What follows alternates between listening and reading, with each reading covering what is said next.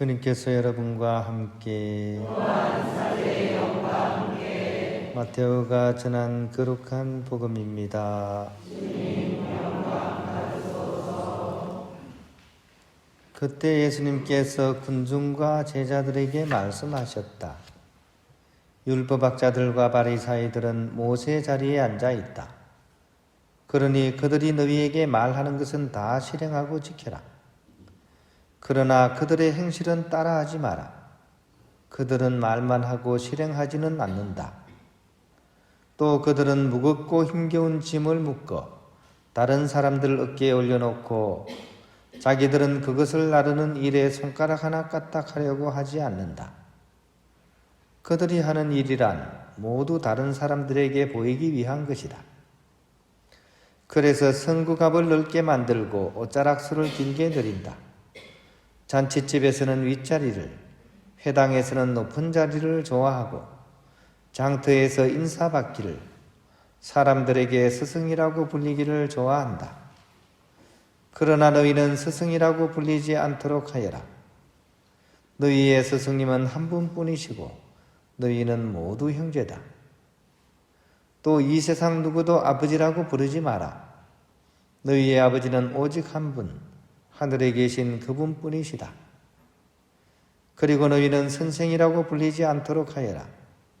너희의 선생님은 그리스도 한 분뿐이시다.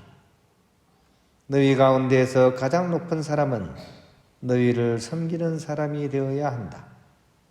누구든지 자신을 높이는 이는 낮아지고 자신을 낮추는 이는 높아질 것이다. 주님의 말씀입니다.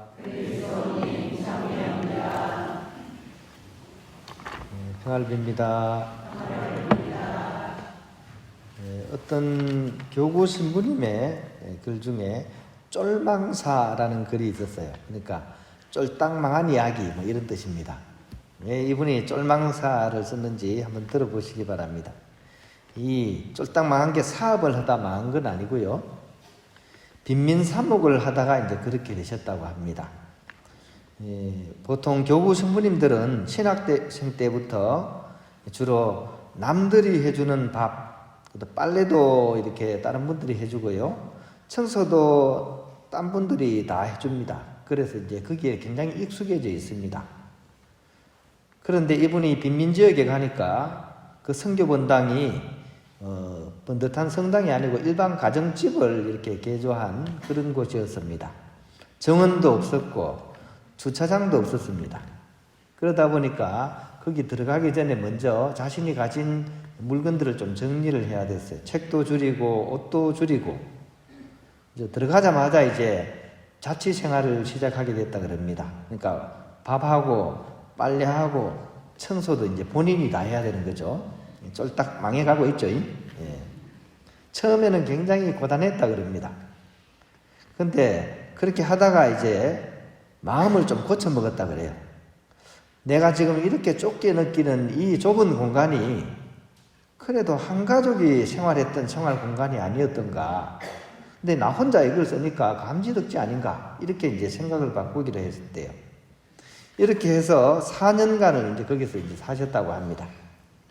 그러다가 이번에는 독거 중장년이 모여 사는 대학동의 고시촌으로 가서 원룸을 이제 구했다고 합니다.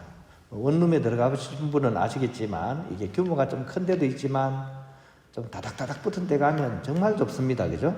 가정집만 해도 대궐 같죠. 그죠? 이제는 더 쫄딱 망해가지고 이제 원룸으로 들어갔으니까 그러자 이제 평소에는 도저히 엄두가 나지 않았던 미니멀 라이프, 단순하게 정말 단순하게 살아가는 그 삶이 이제 비로소 시작이 됐다고 합니다. 어쩔 수 없이 그나마 이 가정집에서 가지던 물건도 확 줄이게 되었습니다. 묘한 그런 해방감이 이렇게 찾아왔다고 합니다. 차가 없으니까 하루에 10,000보, 20,000보는 쉽게 이제 걷게 되었고요. 또 과잉 소비나 소유욕에서 이제 벗어날 수 있게 되었다고 합니다. 그리고 미니멀 라이프의 핵심이라고 할 수 있는 즉 불필요한 것들을 버리며 살되 가장 중요한 것에 초점을 맞추는 그런 삶을 이제 살아갈 수 있었다고 합니다. 이것이 본인이 생각하기에 쫄망사의 그런 결실이 바로 이런 것이지 않냐라고 이제 표현을 했습니다. 특히 이 신부님은 이 가난한 사람들과 비슷하게 살아가게 되면서 그들의 친구도 될 수 있어서 이제 쫄망 영성의 시작이다라고 이제 선언을 했습니다. 왜냐하면 이렇게 살아가는 것이 복음에 나오는 예수님의 삶을 묵상하는데 굉장히 좋더라는 겁니다. 즉 정말 가난하게 오셔서 가난한 사람들과 늘 같이 사셨고 그들과 늘 먹고 마시며 살다 보니까 예수님의 별명이 먹보요 술꾼이었습니다. 그러니까 언뜻 들으면 좀 퇴폐적인 사람 같죠, 그죠? 먹고 마시고, 그죠? 근데 이게 가난한 사람들과 이렇게 함께 뒹굴었다는 얘기거든요, 그죠? 근데 당신이 이렇게 가난한 사람들과 이렇게 비슷하게 같이 살다 보니까 그런 예수님의 그런 삶의 모습을 그나마 닮아갈 수 있겠다는 그런 희망이 이제 보였던 거죠. 이 신부님의 그 용기 있는 삶에 박수를 쳐드리고 싶고, 또 갈수록 내가 아니라 예수님이 드러나는 삶이야말로 사제직의 본질을 사는 것이라는 것을 이렇게 생각해 볼 수가 있는 것 같습니다. 사실 이 땅의 많은 성직자, 수도자들, 이분들은 사실 예루살렘 당나귀의 삶을 살기가 참 쉽습니다. 예수님께서 예루살렘에 입성하실 때 나귀 한 마리 끌고 오죠, 그죠? 그걸 타고 이제 예수님이 타고 가시는데 막 예수님이 타고 가니까 사람들이 막 환영한다고 박수를 치고 막 환호성을 지르고, 그죠? 그거 다 길에 막 옷까지 깔았잖아요. 그러니까 당나귀가 예수님 태워 가다가 다 자기 보고 그런 줄 알고 좋아가지고 막 당나귀가 이랬거든요. 이게 어떻게 보면 예수님 보고 그러는데 착각하는 건데 성직자 수도자들이 그렇게 되기가 쉽다는 거죠, 그죠? 그런 점에서 오늘 복음에 등장하는 율법학자들과 바리사이들의 모습이 그런 흔히 하는 얘기로 도찐개찐이지 않나 하는 그런 생각을 해봅니다. 이들은 사람들의 존경과 찬사가 하느님이 아닌 자기 자신을 향하고 있다는 착각에 빠져 있습니다. 그래서 좀 더 자신을 드러내기 위해서 이마에 다는 그 성구갑을 크게 만들고 옷자락수를 길게 늘렸다고 합니다. 더 이제 그렇게 보이려고, 거룩하게 보이려고. 그래서 사람들에게 스승이라 불리기를 원하고 좋은 대접받기를 바랐을 것입니다. 그리고 그렇게 알맹이가 빠져버린 삶에서 남모를 허전함과 허무감 또한 느꼈을 것입니다. 이런 착각에서 벗어나서 나를 드러내는 삶이 아니라 정말 드러내야 하실 분을 드러내는 삶, 이 삶이 우리가 살아가야 될 삶이라고 하겠습니다.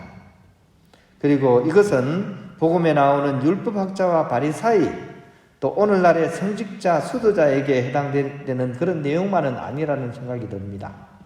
왜냐하면 우리 모두가 늘상 살아가는 그 삶의 자리 안에서 나를 드러내는 삶, 우리가 얼마나 당연히 살아가고 있습니까?